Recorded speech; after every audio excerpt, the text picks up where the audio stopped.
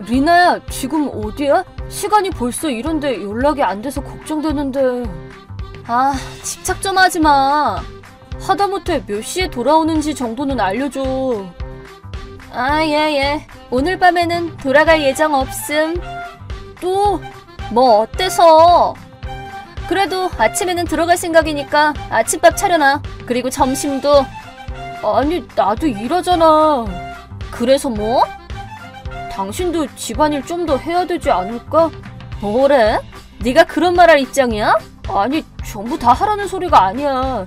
맞벌이니까 가사 분담을 어느 정도는 했으면 싶은 거지. 야, 내가 너보다 돈 많이 버는 거 잊었어? 알고는 있는데 최근 반년 정도는 생활비로 10원도 안 주잖아. 애초에 말이야, 선보라는 얘기가 나왔을 때부터 나는 당연히 잘생기고 돈 많이 버는 네 형이 나올 줄 알았는데 막상 뚜껑을 열어보니까 둘째에 잘난 건 하나도 없는 중소기업이나 다니는 무능력한 네가 나오더라?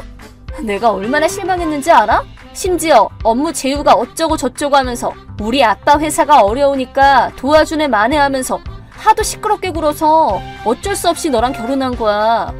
아니, 결혼해 준 거야. 그건 형은 이미 약혼자가 있는 터라 어쩔 수가 없었어. 그러면 조금이라도 이해를 해주던가. 나는 세상에서 가장 불쌍한 여자라고. 그런 만큼 네가 나한테 잘해줘야 될 거 아니야. 이미 그러고 있다고 생각하는데. 한참 부족하거든? 애초에 나를 만족시킬 수 있는 건 나보다 돈 많이 버는 남자뿐이야. 아니, 그래도. 아, 짜증나 진짜. 네가 그따구라서 박봉인 거야. 남자면 좀 쿨하게 행동하란 말이야. 미안해. 진짜로 미안한 거면 내일 200만 원 준비해놔. 어? 열받아 죽겠고 네 얼굴 보기도 싫어서 다음 주말에 여행이라도 다녀와야겠으니까. 아무리 그래도 그건 좀... 뭔데? 나 이해해준다는 거 아니었어? 이대로 가면 저축도 다 바닥나. 뭐? 당신한테 맞춰주려고 내가 결혼하기 전부터 모아온 돈도 다 꺼내 써왔어. 월급도 필요 경비 이외에는 모두 당신한테 줬고. 근데 이제 슬슬 한계야. 당신은 월급에서도 생활비를 조금 내줬으면은. 뭐래? 어이가 없네 진짜. 나도 야근을 더 하든가 해서 힘내볼 테니까 좀 부탁할게. 싫어. 왜? 아, 맞네. 그럼 퇴사를 하든가. 퇴사? 너 뭐 지금 회사 다니기 시작한 지 10년은 됐다며. 그럼 퇴직금으로 1000만 원 이상은 받을 수 있는 거 아니야? 그걸 나한테 주면 되겠네. 이렇게 하면 문제가 쉽게 해결되잖아. 아니, 잠깐만. 퇴직금으로 일시적으로 돈을 만든다고 해도 그걸 다 쓴 후에는 어떻게 생활하란 말이야. 그거야, 네가 얼른 다른 회사 알아보면 그만인 거고. 그리고 이왕 이직하는 거 지금보다 돈 많이 주는 곳으로 가?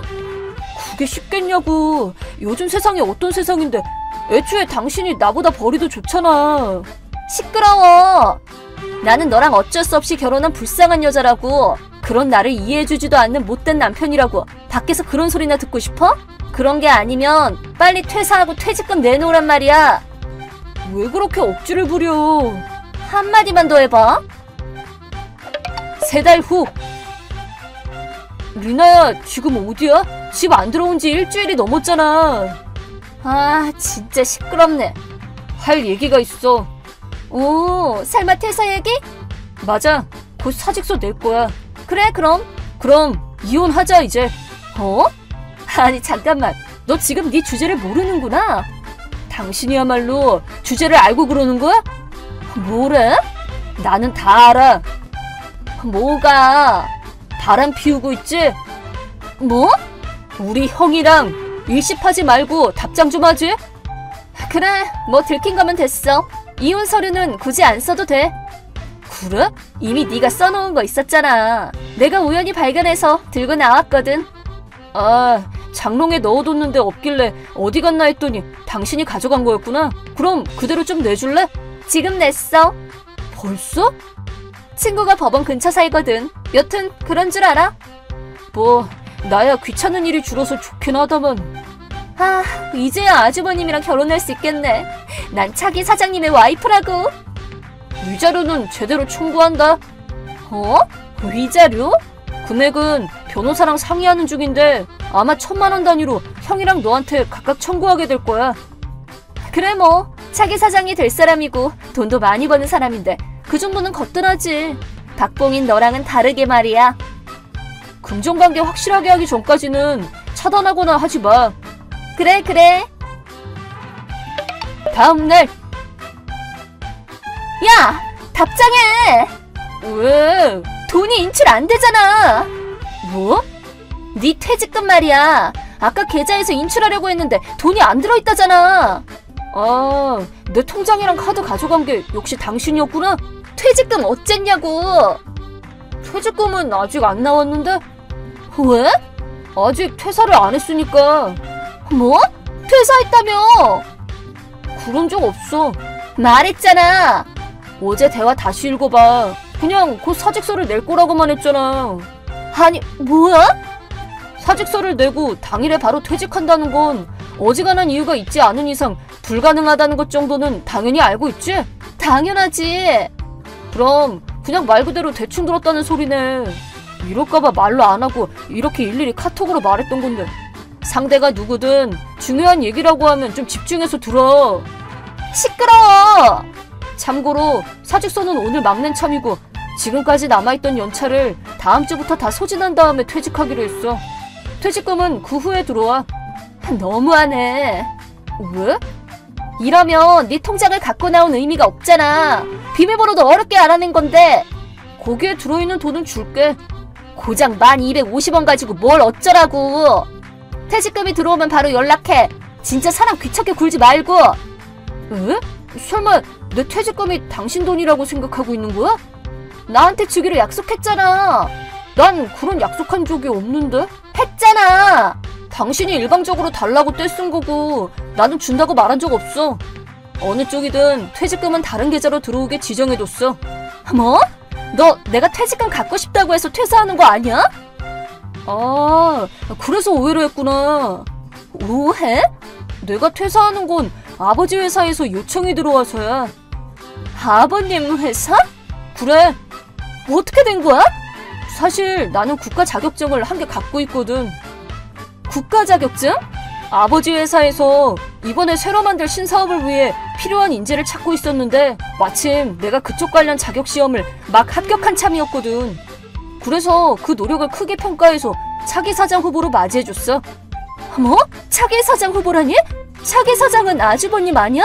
이미 그렇게 결론 난 거였잖아. 그건 백지로 돌아갔어. 백지? 형은 이제 해고야. 해고? 잘린단 소리야? 그래, 맞아. 왜? 너랑 불륜했으니까. 뭐? 나? 그저 불륜만 한 거라면 해고까지는 안 당했을지도 모르겠지만 업무 시간에 대낮부터 모텔이나 다니면 아무리 차기 사장이라고 해도 아웃이지. 심지어 다른 사람도 아니고 동생 부인이랑 놀아난 데다가 자기 약혼자까지 배신한 거니까. 아니 그건... 뭐 이런 경위로 기업의 우두머리가 될 인재가 그래서 되겠냐고 해서 차기 사장 선출은 원점으로 돌아가게 된 거야. 잠깐만. 아니 나는 뭔가 납득이 안 되는데. 뭐가?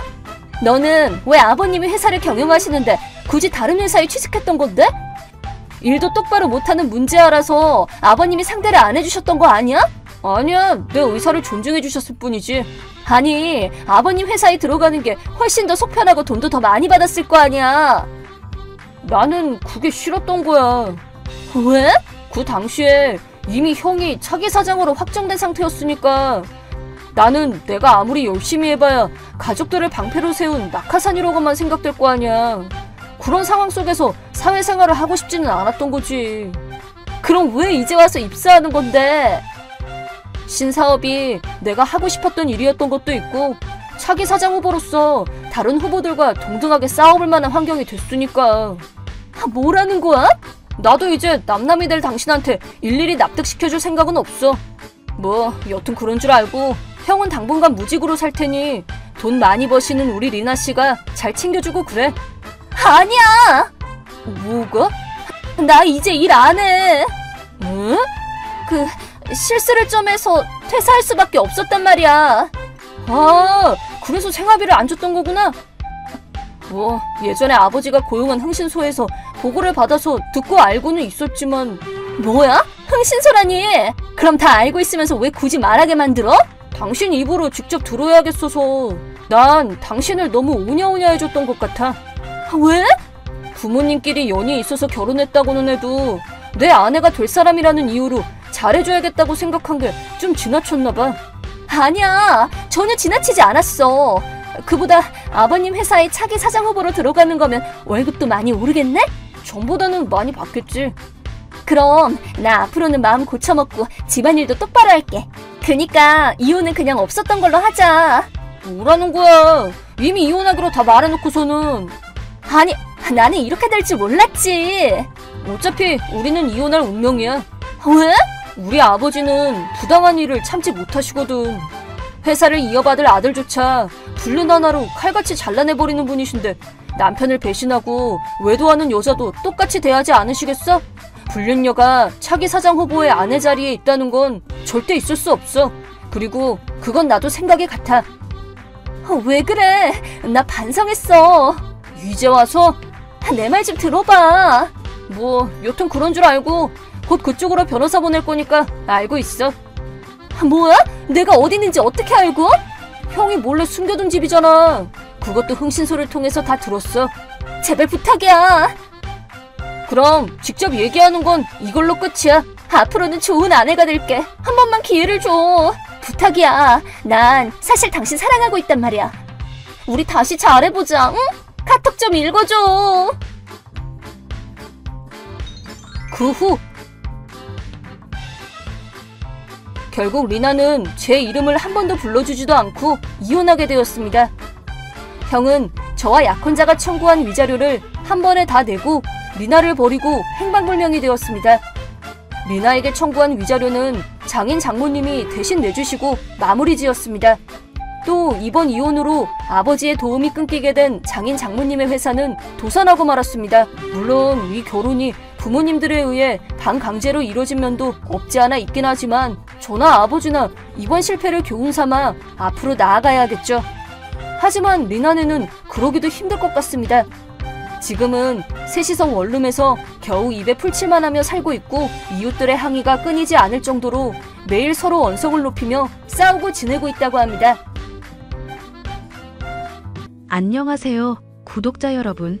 구독과 좋아요는 채널 운영에 큰 힘이 됩니다. 안녕하세요. 서울에 거주하고 있는 32살 여성입니다. 현재 대기업 계열사인 한 식품회사에서 마케팅 부서 팀장으로 근무하고 있고요. 얼마 전에 파혼을 경험했습니다. 그래도 전 남자친구와 제법 오래 연애하면서 서로 많은 걸 알고 있다 생각했는데 그건 제 착각이었어요. 연애하면서 한 번도 저를 실망시킨 적이 없었고 되려 제가 미안할 정도로 저에게 헌신적이었던 사람이었습니다. 제가 야근이라도 하는 상황엔 항상 챙겨 먹어야 한다며 도시락을 싸들고 쫓아다닐 정도였으니까요. 하지만 파혼을 하면서 그 모든 행동이 저를 위한 행동이 아니었음을 깨달았는데요. 결혼까지 했더라면 지금쯤 제 인생은 완전히 망해버렸을 수도 있겠다 싶습니다. 그래도 파혼이라는 걸 통해 인간관계 사이에서 신뢰가 얼마나 중요한지 뼈저리게 느낄 수 있었습니다. 인생 공부했다 치고 지금은 어느 정도 마음을 추스른 상태예요. 그래서 오늘 여러분께 들려드릴 이야기는 바로 제 기막힌 파혼 사연입니다. 그럼 지금 바로 시작할게요. 은혜야, 너는 만나는 사람 없니? 내일 모레면 30인데 이제 슬슬 준비해야지. 에이, 이제 회사 자리 잡고 아직 한창인 나이인데 무슨 결혼이야? 난 아직 일 더 하고 싶은데. 얘, 너 엄마 친구 미경이 알지? 걔 딸도 이번에 결혼했잖아. 너랑 동갑인데. 걔는 걔고 나는 나잖아. 어렵게 회사 들어왔는데 내 커리어 망치고 싶지 않아. 겨우 자리 잡았는데. 결혼한다고 커리어가 망가지니? 결혼해서도 일 계속하면 되는 거지.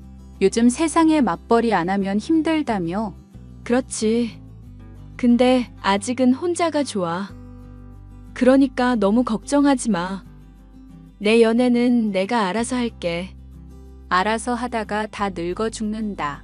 그러지 말고 엄마가 중매라도 좀 서봐? 아, 무슨 중매야. 내가 그럴 나이야? 그냥 좀 지켜봐주면 안 되는 거야? 주변에 다 결혼하는데 너 다 늙어서 혼자 살까봐 그러지. 그러지 말고 이참에 한번 만나볼래? 아, 왜 그러실까? 싫다잖아. 그리고 결혼하면 돈이 한두 푼 드는 것도 아니고.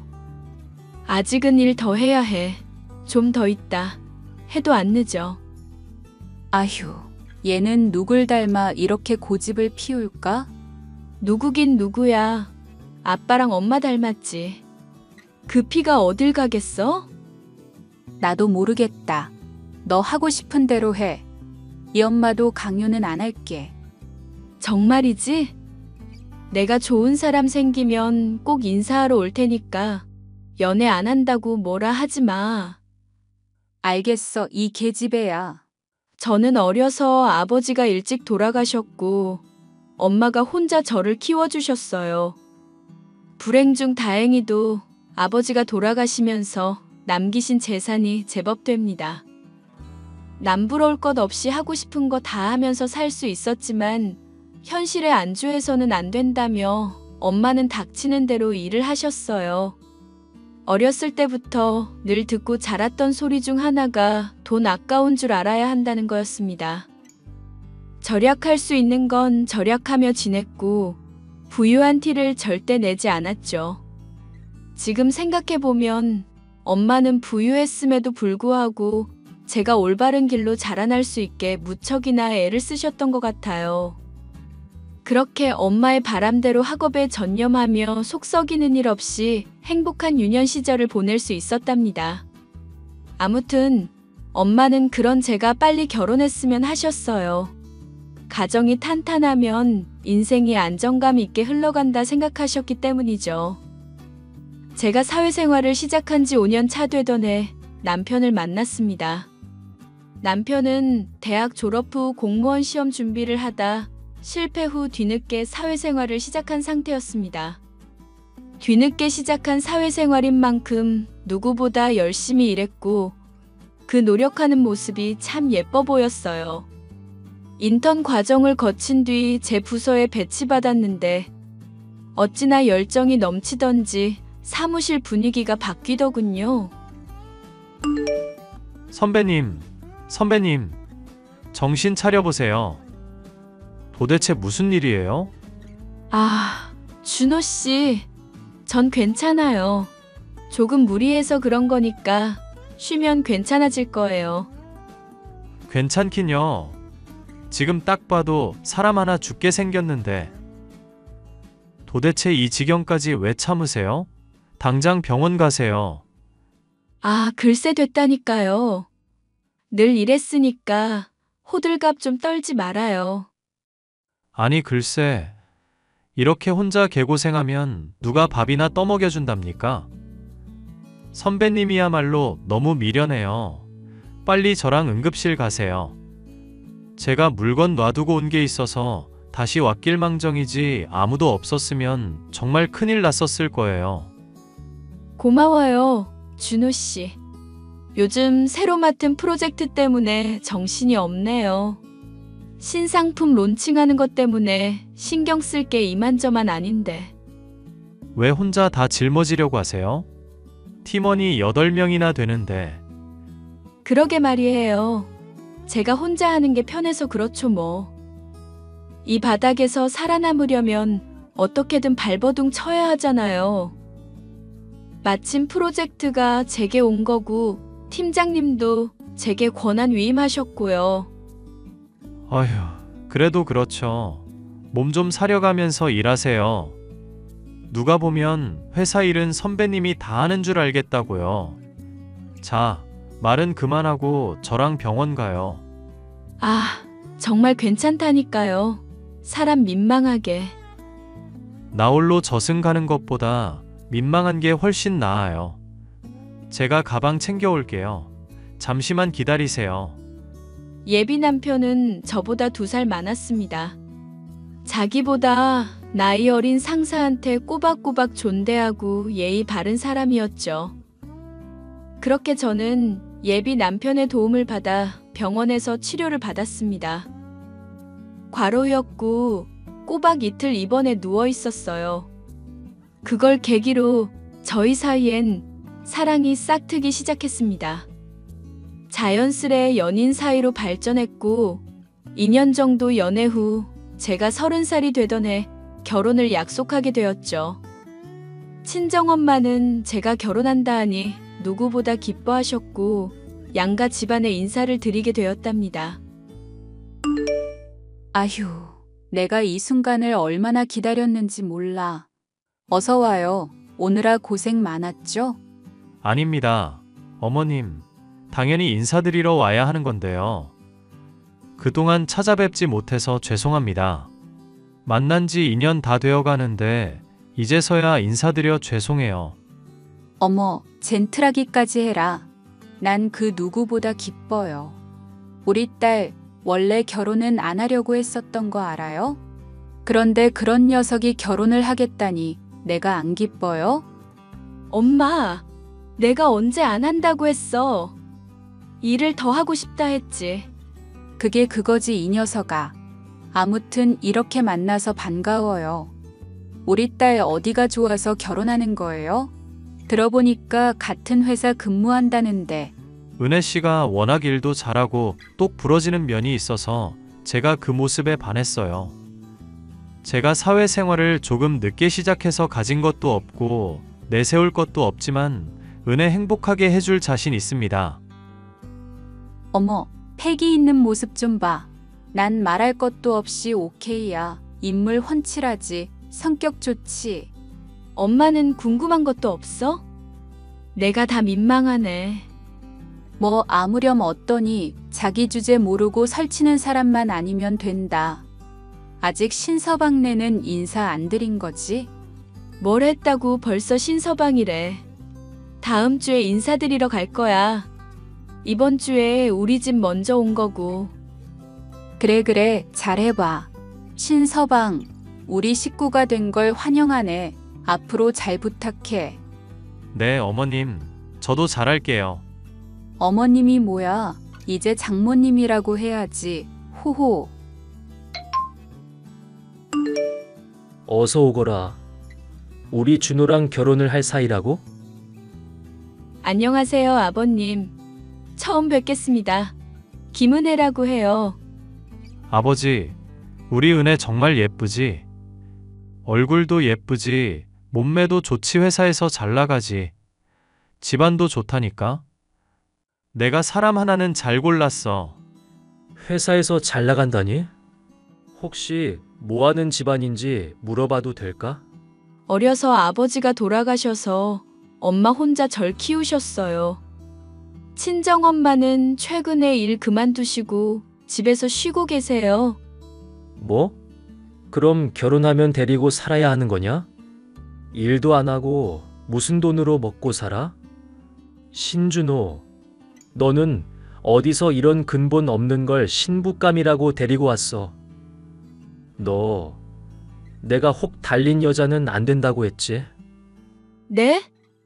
지금 뭐라고 하셨어요? 아버지, 그게 아니라요. 장인어른 은혜가 어렸을 때 돌아가신 거 맞아요. 근데 노후 준비도 다 해놓으셨고 집도 평창동이라고요. 말만 듣고 함부로 판단하지 마세요. 은혜네 집안 우리가 발끝도 못 따라간다고요. 평창동이라면 그 부자 동네 아니냐? 대기업 회장들도 산다는 그 동네? 네, 맞아요. 은혜가 저보다 직장에서 직급도 높아요.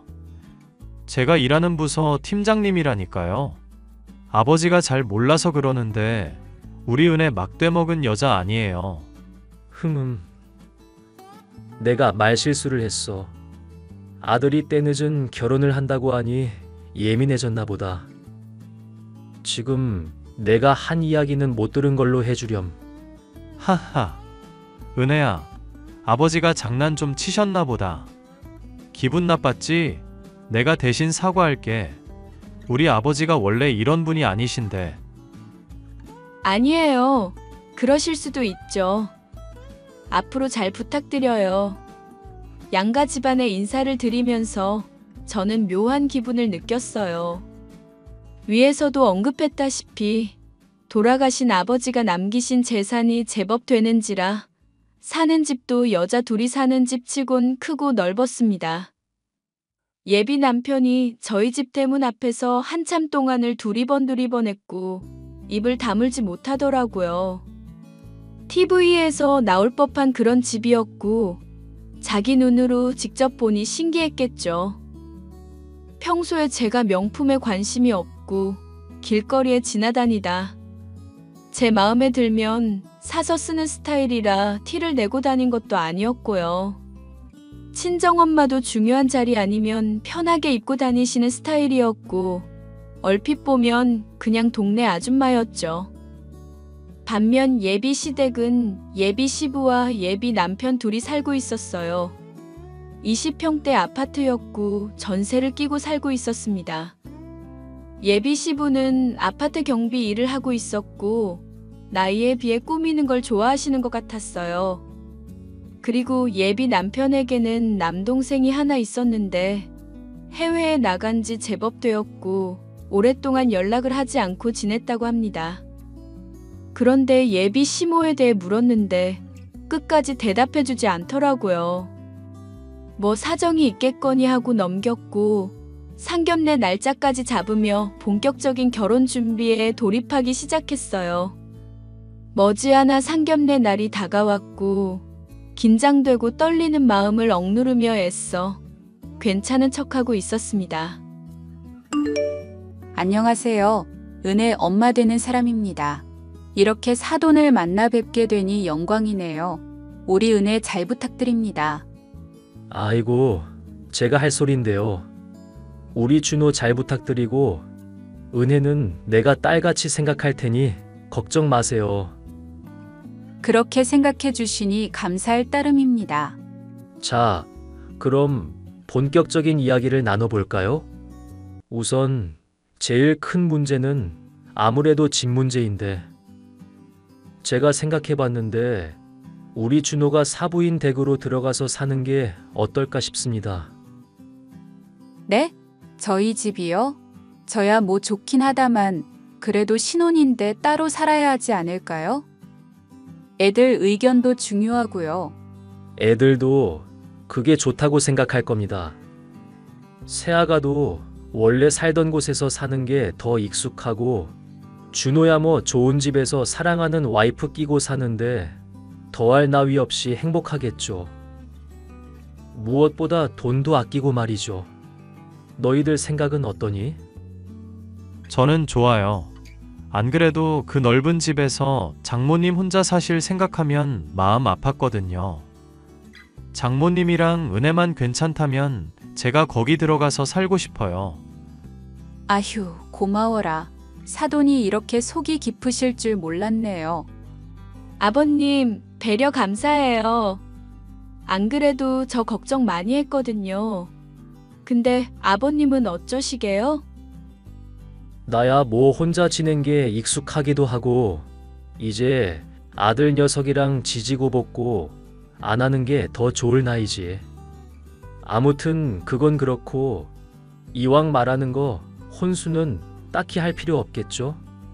저희 집에 들어오면 웬만한 건 다 있으니 두 사람한테 필요한 가구 정도만 사면 되겠네요. 우리 귀한 아들 지금까지 살아오면서 평생 욕심 안 부리고 살아왔어요. 내가 귀하게 키웠는데 막상 보내려니 섭섭하네요. 난 다른 거 다 필요 없고 우리 준호 외제차 한 대만 해주세요. 현금도 2천 정도만 하면 될 것 같네요. 외제차요? 따로 봐두신 게 있으세요?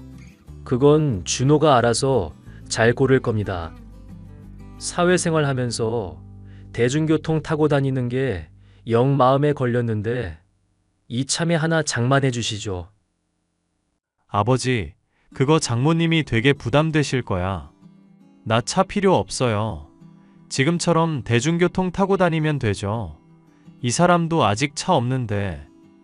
그건 그거고. 아무튼 이참에 차도 하나 새로 뽑고 잘 타고 다녀야지.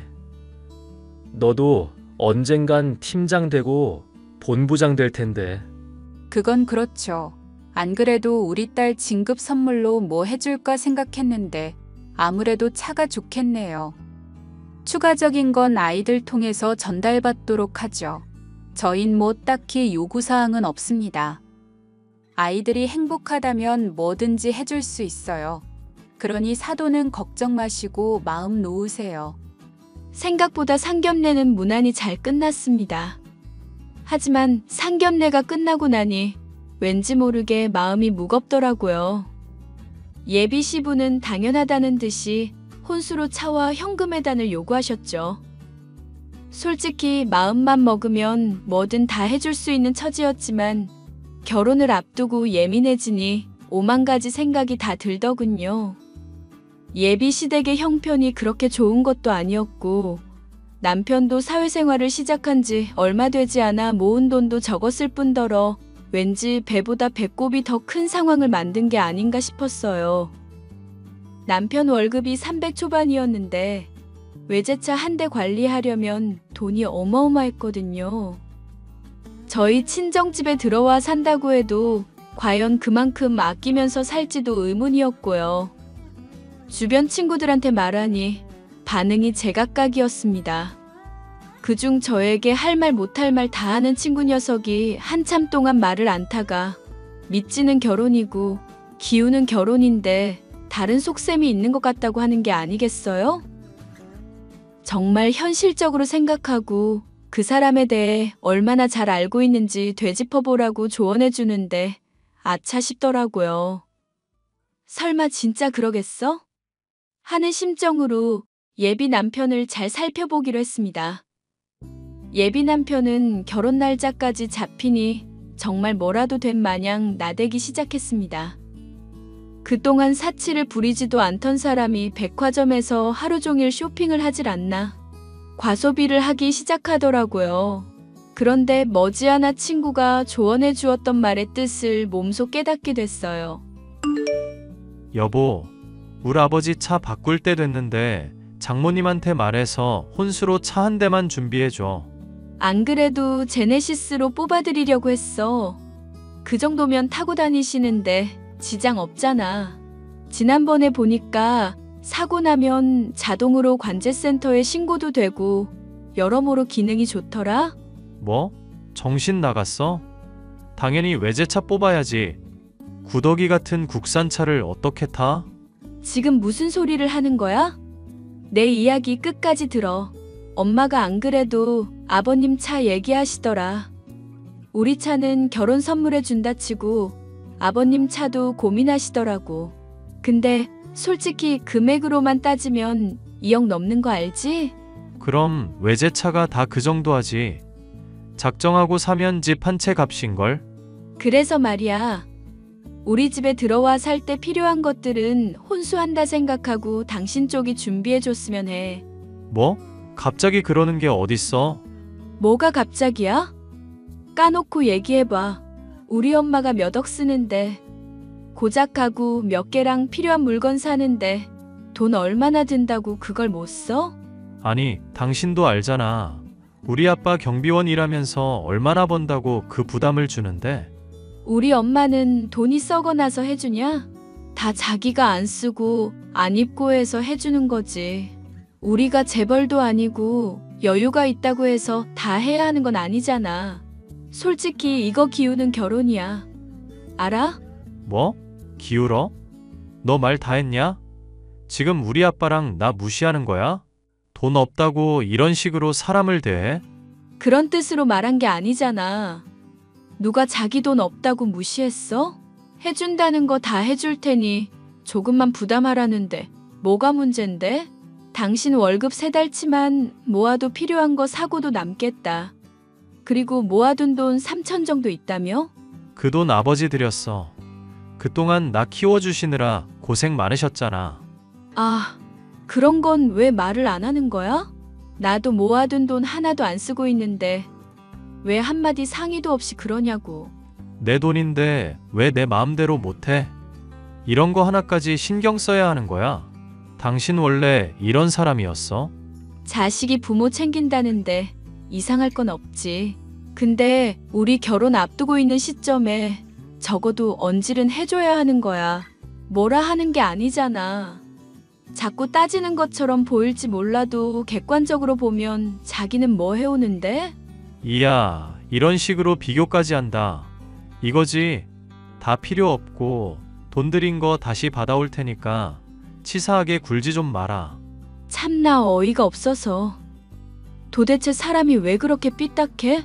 내가 삐딱한 거야? 있는 것들이 더하다고 당신이야말로 우리 아빠랑 나 이런 식으로 무시하면 안 되지. 아니, 그래서 차 뽑아주겠다잖아. 제네시스 없어서 못타는 사람들도 많아. 구더기 같은 차를 어떻게 타냐고. 말이 되는 소릴 좀 해. 아, 진짜 어이없다. 지랄도 유분수네. 기생충 같은 놈이 구더기 이러고 있어. 야, 타기 싫으면 타지 마. 뭐 이런 날도둑 같은 놈이 다 있어? 당신이야말로 바라기만 할 줄 알지. 생색도 내가 내야 맞는 거야. 알아? 와, 본색을 드러내네. 아무래도 우리 이러다가는 싸울 것 같네. 서로 생각할 시간을 좀 가지자. 기생충 같은 놈이 생각할 것도 없어. 구더기? 야, 그런 구더기도 아까워. 생각할수록 열받네? 이 결혼 없던 걸로 하자. 예비 남편은 시간이 지날수록 점점 더 많은 것을 요구했습니다. 제3자의 입장에서 보면 예비 남편은 정말 맨몸으로 결혼하는 것이나 다름없었거든요. 그걸 다 감수하고 저희 친정엄마가 베풀려고 했던 이유는 오로지 가족이 된다는 이유에서였습니다. 어려서 아버지가 돌아가셨고 외롭게 살아왔던 터라 엄마도 가족의 정이 그리우셨던 거죠.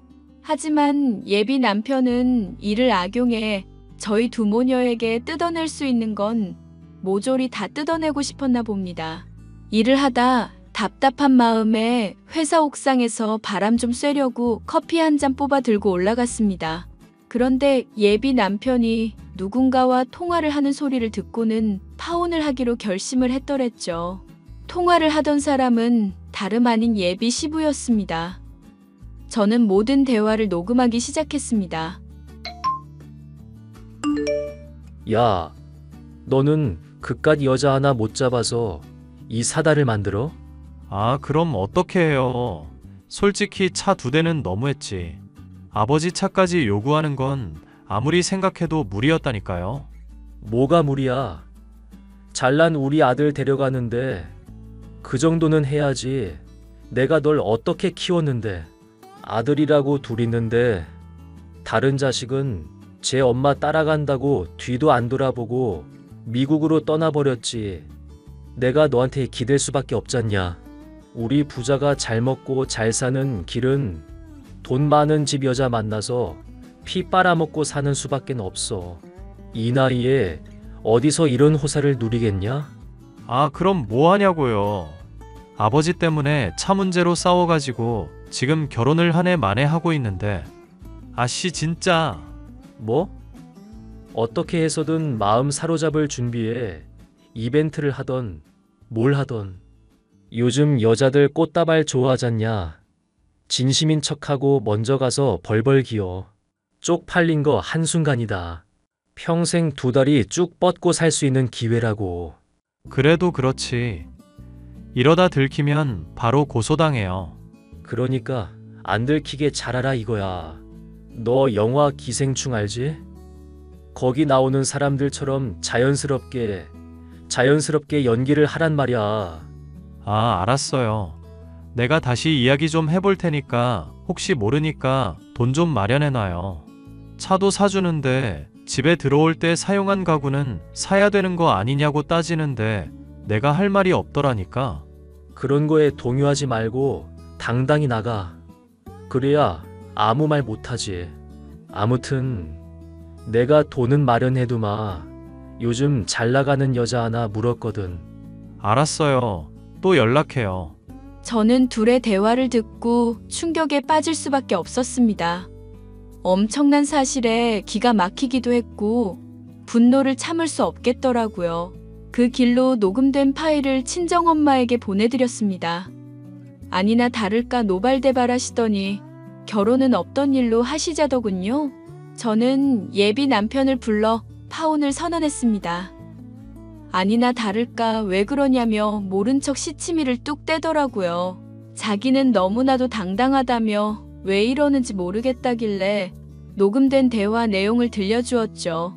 그걸 듣고는 얼굴이 새파랗게 질려서는 이내 저에게 화를 내며 자기가 바람을 피운 사실까지 말하더라고요. 누가 시키지도 않았는데 증거를 내미는 꼴이란. 참 우스웠습니다. 며칠의 시간이 지났고 회사에서 어쩔 수 없이 예비 남편을 마주쳐야 했기에 최대한 티를 내지 않았어요. 하지만 그걸 이용해 예비 남편은 저에게 계속 다가오려 하고 이별을 받아들이지 못하더라고요. 저는 누워서 침뱉기라는 걸 알지만 회사 게시판에 모든 증거를 올리고 예비 남편에 대한 이야기를 썼어요. 바람 피운 상대 여자가 같은 회사 인턴 직원이었거든요. 아니나 다를까 예비 남편은 저에게 득달같이 달려와 당장 글 내리라며 온갖 협박을 해댔습니다. 야, 이 미친년아. 너 제정신이야? 어떻게 나한테 이래? 당장 그 글 내려. 싫어. 내가 왜? 우리 파혼했잖아. 내가 뭔데 이래라 저래라야? 아니, 너 머리가 어떻게 된 거 아니야? 사실도 아닌 걸 유포하면 너 명예훼손으로 고소당해. 당장 글 내려. 명예훼손 같은 소리 하고 있네. 너 이 회사에서 위치 파악을 못하고 있나 본데 넌 내 선에서 자를 수 있거든? 와, 월권 남용하시겠다? 너 그렇게 나온다 이거지? 나도 소문 낼 거야. 얼마든지 해봐. 내가 이 회사에 쌓아온 이미지가 그렇게 쉽게 무너지진 않을걸? 너처럼 멘탈 약한 새끼나 소문에 휘둘리지. 난 이미 다져질 대로 다져졌다고. 해볼 테면 해봐. 너 진짜 당장 글 내리면 지금이라도 용서해 줄게. 나는 내릴 생각 없어. 너야말로 사기죄로 고소당하기 전에 조용히 닥치고 회사 다녀라. 이 기생충 같은 새끼야. 야, 너 말 다 했어? 이게 주제도 모르고. 주제 모르는 건 너지. 앞으로 깝죽거리지 마라. 저는 되지도 않는 말로 협박을 해대는 예비 남편에게 크게 한 방 먹였습니다. 저야 대학 졸업하고 바로 취직한 회사에서 남편보다 오래 근무했고 업무 능력이 탁월해 최연소 팀장까지 달았으니까요. 그런 저에게 남편의 시답지 않은 말이 통할 리가 없었죠. 결국 파혼 통보한 지 한 달 만에 예비 남편은 회사에 사직서를 냈습니다. 하도 수군거려서 멘탈이 약했던 예비 남편은 못 버티고 제 발로 회사를 나간 거였어요. 바람을 피운 상대 여자도 마찬가지였습니다. 저는 굳이 나갈 이유가 없었죠. 제 인생의 빌런 같은 존재가 사라지니 숨통이 탁 트이는 느낌이었습니다. 친정엄마는 좋은 사람인 줄 알았다며 자신이 결혼하라고 떠밀어서 이런 일이 생긴 것 같다며 자책하셨어요. 그런 엄마를 위로해주며 엄마 탓이 아니라고 말씀드렸습니다. 그렇게 저는 파혼의 상처를 뒤로하고 다시 열심히 회사 일에 몰두하기 시작했어요.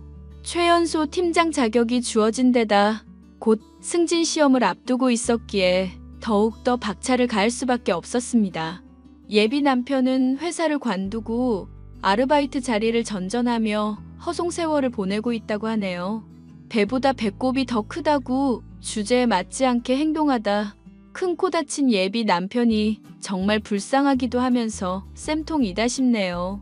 제 파혼 사연은 여기까지입니다. 여러분께서 어떻게 들으셨는진 모르겠지만 하루라도 빨리 똥차를 치워버릴 수 있어서 다행이네요. 아직 늦은 나이도 아니니 열심히 일에 매진해 보려고요. 취미생활도 하고 조금 여유가 생기면 마음에 맞는 사람 만나 알콩달콩 연애도 다시 해볼 생각입니다. 그런 저의 앞날을 응원해 주셨으면 좋겠네요. 그럼 이만 줄이겠습니다. 안녕하세요, 구독자 여러분. 구독과 좋아요는 채널 운영에 큰 힘이 됩니다. 안녕하세요. 저는 지방에서 남편과 함께 작은 공방을 운영하고 있는 30대 여성입니다. 저희 남편은 위로형이 한 명 있습니다. 저희 시어머니는 교육열이 높은 분이셔서 두 아들 다 소위 말하는 명문대에 진학시켰습니다. 그렇지만 저희 남편은 그런 어머니의 치맛바람이 싫어서 대학 졸업 후 독립을 선언하고 지방으로 내려와 공방을 열었고 저를 만나 결혼했습니다.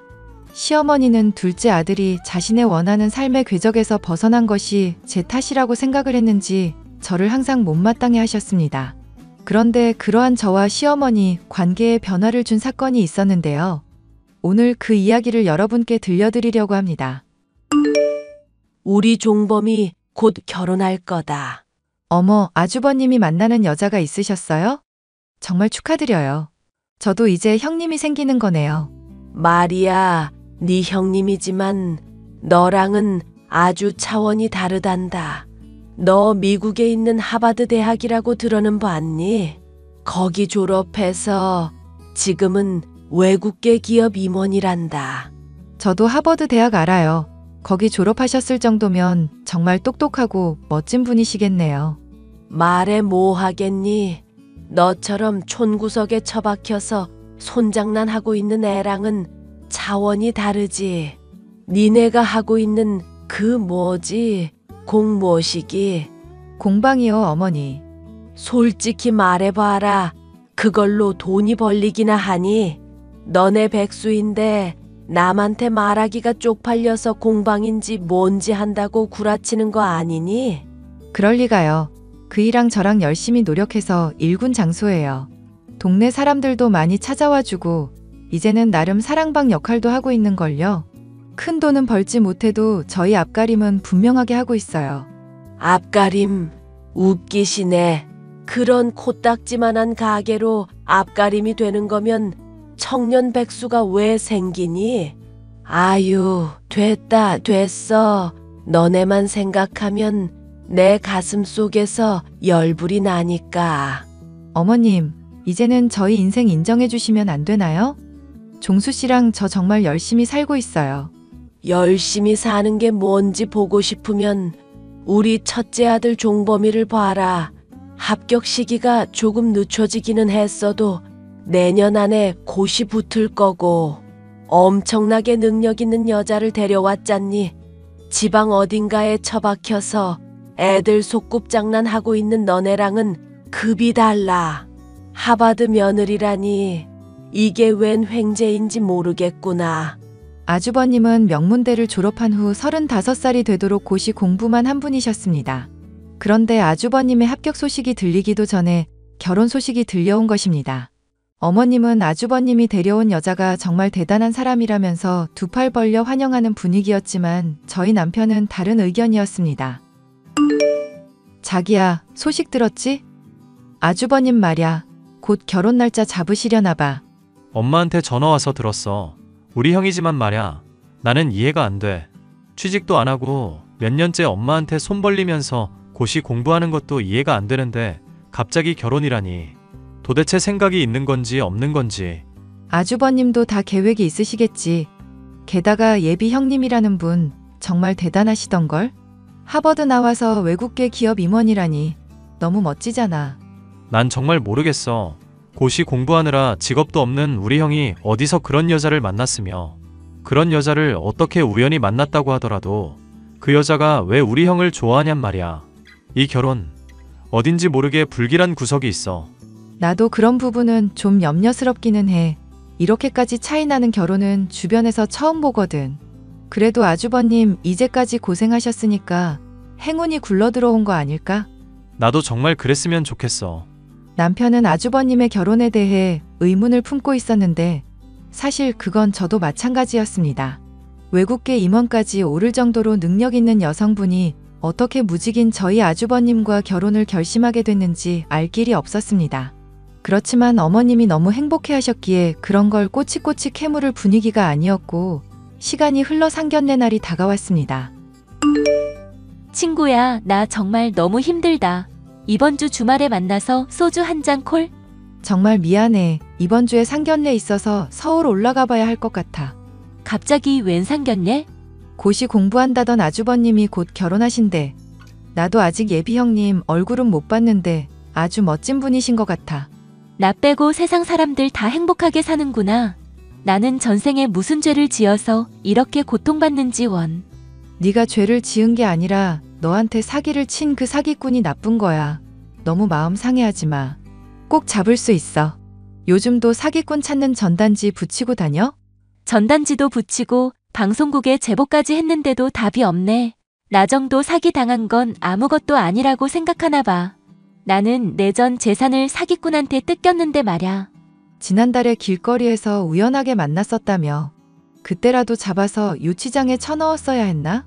그랬어야 했는데 그 여자 말발에 또 넘어간 내가 머저리지. 너도 알잖아. 그 여자 보통 사람 아닌 거. 알지. 너랑 같은 동네에서 언니 동생 하면서 3년을 넘게 가족처럼 지냈다고 했잖아. 어느 날 급하게 돈이 필요하다길래 전 재산 5천만 원을 빌려줬는데 그날로 야반도주했다며. 천벌을 받아도 모자를 인간이야. 그날 우연히 길거리에서 마주쳤어. 내 돈 내놓으라고 악을 쓰고 덤볐는데 눈 하나 깜짝 안 하고 조용히 어디 들어가서 얘기를 하자는 거야. 그래서 커피숍에 앉아서 단둘이 대화를 했는데 자기도 지금 돈이 없대. 뭐 그런 뻔뻔한 인간이 다 있어? 남의 돈 빌려간 후에 잠적해놓고 돈 없는 게 자랑이니? 그 여자 말로는 시골에 땅 가진 노인네 한 명을 알게 됐는데 조만간 그 땅이 자기 차지가 된다는 거야. 그 땅 팔아서 돈 생기면 내 돈 갚을 거라면서 좀만 기다려달라는 거 있지. 그 말발에 또 속아서 그 인간을 보내줬어. 정말 열받는다. 근데 좀 찜찜했던 게 그날 나한테 수면제를 처방받아달라는 거 있지. 수면제를 왜? 그것만 해주면 내 돈 갚을 수 있다길래 나도 아무 의심 없이 수면제를 처방받아줬어. 그랬는데 아무리 생각해도 찜찜한 거야. 시골에 땅 가진 노인네가 아무 이유 없이 그 여자한테 땅을 줄 리도 없고 내가 처방받은 수면제가 또 그 여자 사기극에 이용될 것 같아서 불안해 죽을 것 같아. 어떡하면 좋아. 그 사기꾼 여자를 빨리 찾는 게 급선무야. 상견례 끝나고 바쁜 일 마무리되면 나도 같이 전단지 붙일게. 힘내자 친구야. 저는 그렇게 힘들어하는 친구를 위로하며 그 주 주말에 상견례에 다녀왔습니다. 상견례에서 처음 본 형님은 제가 생각하는 이미지와는 정반대의 사람이었습니다. 화려한 서구형 미인의 활달한 성격일 거라는 제 짐작과는 다르게 매우 차분하고 평범한 인상의 여성이었습니다. 그런데 어딘지 모르게 낯이 익은 것 같아서 계속해서 쳐다봤는데도 도저히 그 해답을 찾을 수 없었습니다. 서울 잘 다녀왔어? 사기꾼 찾는 전단지 새로 뽑았는데 눈에 잘 들어오나 모르겠어. 네가 한번 봐줘. 상견례 잘 마치고 오래간만에 서울 구경도 잘하고 돌아왔지. 이번 전단지는 색깔이 강렬하네. 잘 만들었다. 근데 이 사람? 왜 그래? 수정할 거 있으면 말해줘. 나 이 사람 꼭 찾아야 한단 말야. 이 사람이 우리 예비 형님이야. 뭐라고? 너희 아주버님이랑 결혼한다는 그 하버드 나온 여자? 상견례 자리에서 처음 만났는데 어디에서 본 것 같다는 생각을 계속했거든. 그런데 생각보다 평범한 인상이어서 내가 착각한 거라고 생각했는데 이 사람 맞아. 설마 너희 시어머니 시골에 땅 같은 거 갖고 계시니? 맞아. 시아버님 돌아가시면서 시골에 있는 땅 명의가 시어머니한테 갔거든. 너도 알겠지만 우리 남편은 워낙 어머님 눈밖에 난 자식이라 어머님 땅에는 관심이 없어서 그동안 완전히 잊고 살았어. 어머님이 그 땅은 아주버님한테 물려줄 거라고 여러 번 얘기하시기도 해서 더더욱 관심도 없었지. 그 사기꾼 여자가 시골 땅은 큰아들한테 물려줄 거라는 얘기를 들은 게 분명해. 게다가 아직 미혼이니 접근하기에 딱 좋겠다고 생각한 거겠지? 빨리 이 결혼 막아야 해. 저는 이 사실을 남편에게 알린 후 시어머니와 연락을 시도했습니다. 그런데 시어머니가 연락을 받지 않아 걱정이 이만저만이 아니었습니다. 어머님, 왜 이렇게 연락을 안 받으세요? 걱정했잖아요. 어제 이삿짐 옮기느라 피곤해서 골아 떨어졌지 뭐니. 이 집이 기운이 참 좋은가 보다. 내가 평생을 불면증으로 고생했는데 어제는 마치 기절한 것처럼 깊은 잠을 잤구나. 이렇게 깊게 잔 적은 10년 만에 처음이야. 어머님, 어제 이사를 하셨어요? 이 집이 말이다. 첫째 아가가 사온 아파트다. 그것뿐이냐. 날 모시고 살겠다면서 이 집으로 이사 들어오라고 부르지 않겠니? 그 여자가 벌써 제가 짐작한 게 확실하네요. 내가 정말 이런 말까지는 안 하려고 했는데 말이다. 생각할수록 비교가 돼서 참을 수가 없구나. 첫째 며느리는 시집 온다고 10억짜리 아파트를 사왔는데 너는 도대체 뭐냐? 제가 드릴 말씀이 있어요, 어머님. 네가 하는 말 더 이상 듣고 싶지 않다. 돈이 없으면 말이야. 몸으로라도 때워야지. 여기 새 집이니까 너가 와서 물걸레질이라도 해. 내가 너만 보면 속이 터져서 살 수가 없어. 어머님, 지금부터 제가 하는 말 잘 들으세요. 첫째 형님이라는 그 여자, 여러 사람한테 돈 빌려서 야반도주한 사기꾼이에요. 지금 타깃이 어머님이에요. 그 집으로 부른 것도, 기절한 것처럼 잠든 것도 전부 그 여자 계략이라고요. 어머님, 지금 매우 위험한 상황에 놓여져 있어요. 그 집에서 당장 나오세요. 뭐라고? 첫째 며느리가 사기꾼이라니? 이거 보세요. 제 친구한테 5천만 원 뜯어서 달아난 여자예요. 다음 타깃이 시골에 땅 가진 노인네라고 했대요. 혹시 부엌 찬장 같은 곳에서 약봉지 못 보셨어요? 제 친구 이름으로 땡땡시 땡땡약국에서 처방받은 수면제 봉투가 있을지도 몰라요. 아무래도 어머님한테 밤에 수면제를 먹이고 무슨 수작을 꾸미는 것 같아요. 이거 말하는 거니? 어제 첫째 며느리가 이걸 서랍장에 넣어두는 걸 봤거든. 이거 맞아요. 내가 잘 때도 인감도장을 몸에 지니고 자는 습관이 있어. 그 얘기를 첫째 며느리한테 말한 적이 있는데 설마 그것 때문에 나한테 수면제를 먹였을 수도 있겠구나. 어머님, 아직 없어진 물건은 없으시죠?